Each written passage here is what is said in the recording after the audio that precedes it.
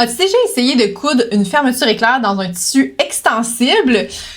Parfois, ça donne pas vraiment des beaux résultats, hein? Ça gondole, ça se décale, ça tire de partout, puis c'est pas portable, hein? Il faut recommencer, découdre et refaire. Mais là, comment on peut améliorer le résultat? C'est pas parce que tu manques d'expérience que tu tiens mal ton tissu, c'est vraiment parce que tu connais pas mon petit truc là, qui va te permettre d'avoir des belles fermetures éclairs, que ça va être aussi facile que lorsque tu couds des fermetures éclairs dans un tissu qui ne s'étire pas. Donc, je te montre ça là tout de suite. Donc, mon nom, c'est Christine et je suis propriétaire d'une école de couture à Mont-Saint-Hilaire. Donc, dans cette capsule testée en atelier, je vais te montrer exactement les gestes et les consignes que je donne à mes élèves dans mon atelier pour qu'elles puissent réussir leur fermeture éclair. Donc, premièrement, il faut comprendre pourquoi est-ce que ça gondole, hein? Pourquoi ma fermeture éclair ici, elle est vraiment là en 3 dimensions. On peut le voir sur le côté. Donc, ça gondole vraiment beaucoup. C'est parce que, dans le fond, notre fermeture éclair, c'est quelque chose qui est raide, hein? Ça se tire pas. Et ici, là, le tissu de jersey, s'étire beaucoup dans les deux sens, hein. Donc ici, j'ai bien respecté mon droit fil, hein, ça aussi c'est important, mais vraiment, là, dans le sens du droit fil, ça s'étire également. Donc si je veux venir mettre une fermeture éclair, par exemple dans une veste ou dans un t-shirt, il faut absolument que mes deux matières s'entendent et se coordonnent ensemble. Donc ce que je vais faire maintenant, c'est que je vais devoir changer mon tissu ici de jersey qui s'étire vraiment. C'est trop difficile à coudre dans l'extensible, mais je vais devoir le modifier pour qu'il soit aussi raide, presque aussi raide que ma fermeture éclair. Parce que là, ma matière de fermeture éclair qui ne s'étire pas, et ici, mon tissu, s'il est un petit peu plus raide, ça va me permettre de bien faire ma couture. Donc ici, je vais te donner le secret bien gardé là, des couturières pour pouvoir coudre une belle fermeture éclair dans un tissu extensible. C'est d'utiliser ici là, de l'entoilage thermocollant qu'on va aller coller derrière le tissu jersey. Ici, là, pour vraiment respecter quand même le poids de mon tissu jersey, j'ai pris un entoilage thermocollant qui est lui aussi tricoté, donc il s'étire quand même un peu.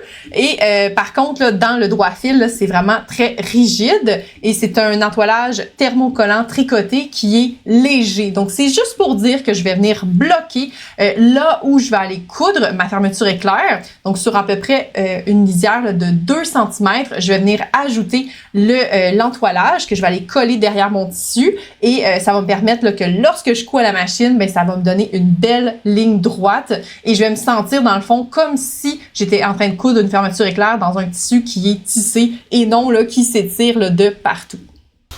Donc ici, sur mon entoilage, il y a un côté là, qui a de la colle et de l'autre côté, c'est lisse. Donc, je vais venir tracer une ligne pour venir bien découper là, mon 2 cm, ma petite bande de 2 cm d'entoilage. Ici, je fais bien attention. Je vais vérifier, là, ici, ça s'étire. Et là, mon droit fil se situe de ce sens-là. Donc, ma bande, je veux qu'elle soit alignée avec le droit fil. Si je la fais dans le sens que ça s'étire, ça ne servira à rien. Mon tissu va rester extensible. Donc, ça ne fonctionne pas. Donc, ici, ce que je vais venir faire, c'est que je vais venir juste plier comme ça pour pouvoir en couper 2 de la fois parce que j'ai 2 côtés à ma fermeture éclair. Donc, j'ai pas le choix là, d'avoir 2 petites lisières d'entoilage à venir coller sur mes tissus, comme ça. Donc, je les place vraiment bien ensemble, comme ça ici. Et je vais venir là, tracer ma petite lisière de 2 cm. Comme ça ici. Je vais peut-être venir épingler un peu pour pas que ça bouge. Donc, j'ai vraiment besoin d'avoir toute cette mesure-là. Pourquoi 2 cm? C'est vraiment parce que je vais aller coudre ma fermeture éclair. Moi, habituellement, j'utilise le bord du pied pour la coudre. Donc, c'est à environ 1 cm que je vais aller coudre. Donc, je veux vraiment m'assurer que l'aiguille de ma machine soit dans la partie qui est entoilée pour m'assurer que ça tienne bien. Mais par contre, je ne veux pas que ça soit trop visible. Donc, mon ruban, là, donc ici, l'entoilage va être caché derrière le ruban de la fermeture éclair. Donc, c'est à peine visible. Donc, si j'ai de l'entoilage blanc, parce que ça n'existe pas, là, de l'entoilage, par exemple, rose comme ça. Donc, on va cacher l'entoilage blanc derrière la fermeture éclair. Comme ça. Donc, j'ai préparé là, mes petites bandes ici d'entoilage. Donc, c'est vraiment là, tout petit comme ça. Et ici, c'est vraiment un exemple que je voulais faire. Je prends mon tissu, je le mets sur l'envers. Donc, je vais juste vérifier. Mon envers, c'est bon. Et je vais venir placer là, la partie qui est avec les petites bulles de colle. Je vais venir placer ça comme ça. Donc, c'est sûr que en plus, le jersey, c'est pas le tissu le plus facile à placer hein, parce que ça roule. Tiens, je vais placer ça bien au centre, comme ça. Donc ici, je peux même venir mettre là, un petit peu d'épingle. Pas trop, parce que je m'en vais au fer à repasser là, pour bien placer ça. Ce que je fais même parfois, là, c'est juste planter les épingles directement dans la planche à repasser pour m'assurer que ça ne bouge pas. Mais tu sais, je vais me laisser des espaces entre chacune. Donc, je viens vraiment bien placer ça. Comme ça, tout le long. Et je vais répéter la même chose avec l'autre côté, ici, l'envers. L'autre côté là, de ma fermeture éclair. Donc, ce qui va me donner, dans le fond, que de chaque côté, par exemple, si c'est ma veste, ça serait de chaque côté de ma pièce devant. J'irais mettre ici ma petite bande d'entoilage. Je peux même vérifier, là, oui, j'ai bien respecté mon droit fil. La première fois que j'avais fait ça, j'avais pas respecté mon droit fil lorsque j'avais fait une veste et ça n'avait servi à rien. Donc ça, c'est vraiment parfait. Là. Autant, là, je montre l'exemple dans le jersey comme ça, mais je l'ai fait aussi avec du coton watté très mince là, qui était très extensible dans la longueur. Donc, ça m'a permis de bloquer, de bien réussir ma fermeture éclair. Donc, on va aller au fer à repasser là, pour bien fixer ça. Donc, au fer à repasser, on prend bien le temps là, de planter nos épingles dans la planche à repasser pour que ça tienne bien. On veut vraiment que la bande d'entoilage là, soit bien collée au bord du tissu.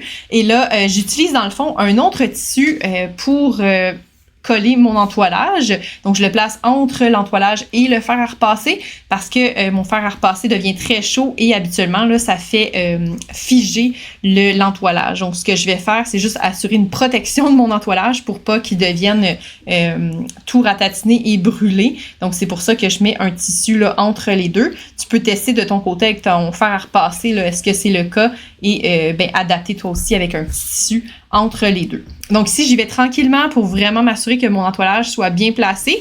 Et là, le résultat est super beau. Là, ça l'a super bien collé là, tout le long. Donc ici, je vais être maintenant prête à coudre ma fermeture éclair. Donc ce que je vais faire, c'est que je vais mettre mes deux côtés avec l'entoilage sur l'endroit. Donc ici, j'ai par exemple les deux côtés d'une veste et ma fermeture entre les deux. Donc ici, c'est juste pour un exemple. Donc je vais venir épingler une première section à un premier côté de mon ruban de ma fermeture éclair sur mon tissu comme ça. Donc, on va venir mettre des épingles comme ça, mais selon ton projet, là, ben, tu peux bien positionner. Le plus important, dans le fond, pour que la petite astuce avec l'entoilage fonctionne, c'est vraiment qu'on aille coudre la fermeture éclair dans la section qui a de l'entoilage. C'est ce à quoi ça servait là, de mettre notre petit entoilage. Donc ici, j'ai mis mes épingles et maintenant, je vais aller coudre à la machine là, cette section-là. Donc ici, à la machine à coudre, je me positionne vraiment comme lorsque je couds une fermeture éclair régulière, mais je vais y aller là, tranquillement pour m'assurer que tout est bien en place. Donc, j'ai fait le point d'arrêt. Comme ça. Et ici, là, je m'assure que tout soit bien à plat. Je suis bien sur l'entoilage. Et déjà, je trouve que c'est beaucoup plus facile parce que le tissu ici est un petit peu rigidifié, hein, solidifié. Puis, je peux coudre plus facilement. Donc, si je peux vraiment là, me concentrer sur bien aligner ma fermeture éclair au lieu d'essayer de tenir et de tirer bien le tissu. Comme ça, donc je vais passer à côté de ma tirette. Et point d'arrêt. Comme ça. On va aller voir si déjà le premier côté, ça a l'air bien à plat, là, bien réussi. Comme ça. Donc, je vais aller épingler le deuxième côté et faire la même chose. Donc, ici, pour le second côté, je reviens me replacer. J'ai encore mis mes épingles et je viens coudre. Comme ça. Donc, vraiment, là, ça se fait super bien. Tiens, comme ça. Je passe à côté du curseur.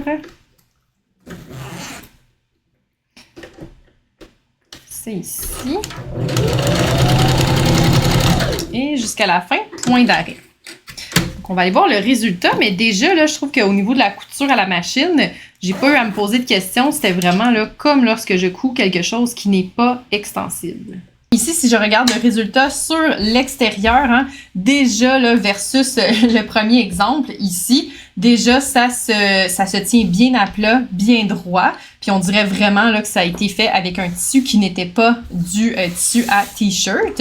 Donc ici, puis ça reste quand même que mon tissu reste extensible. Hein. C'est vraiment juste la petite zone là où je cousais la fermeture éclair qui avait de l'entoilage. Ici, je peux même remarquer que lorsque je disais là, que l'entoilage va être caché par la fermeture éclair, on pourrait même aller faire des surpiqûres de chaque côté de la fermeture éclair et on voit presque rien là en mettant seulement une petite bande de 2 cm. Ça vient tout cacher là, par la suite avec le reste de notre tissu. Donc ici, comme je disais, sur l'extérieur, je viendrais faire là, des belles surpiqûres pour bien tenir le tissu extensible qui pourrait vraiment venir toujours dans mon tissu et empêcher là, que je puisse ouvrir ma fermeture éclair. Donc, c'était pas plus compliqué que ça pour coudre la fermeture éclair dans du tissu extensible. Donc, la même technique qu'on a vue ensemble, c'est la technique qu'on peut utiliser lorsque on veut coudre une fermeture éclair dans un maillot de bain. Donc, vraiment, la technique avec le petit entoilage comme ça derrière, c'est vraiment le parfait. Et l'entoilage, le meilleur pour cette étape-là, c'est l'entoilage qui est tricoté et thermocollant, vraiment avec un poids là, très léger. Je trouve que ça vient juste nous aider dans cette étape-ci, mais ne vient pas là, solidifier tout le reste du projet. Donc, l'entoilage, c'est vraiment de mettre une petite bande, c'est ça le plus important. Si à la maison, là, malheureusement, tu n'as que de l'entoilage plus épais, tu peux tenter là, ta chance, peut-être en faisant un petit exemple à côté là, dans des retailles de tissu, juste voir est-ce que ça paraît vraiment. Selon moi, dépendamment du projet, comme par exemple ici, là, dans un t-shirt ou une veste, même si l'entoilage avait été juste légèrement un peu plus épais, vu que c'est seulement sur 2 cm, je pense que ça pourrait faire le tour.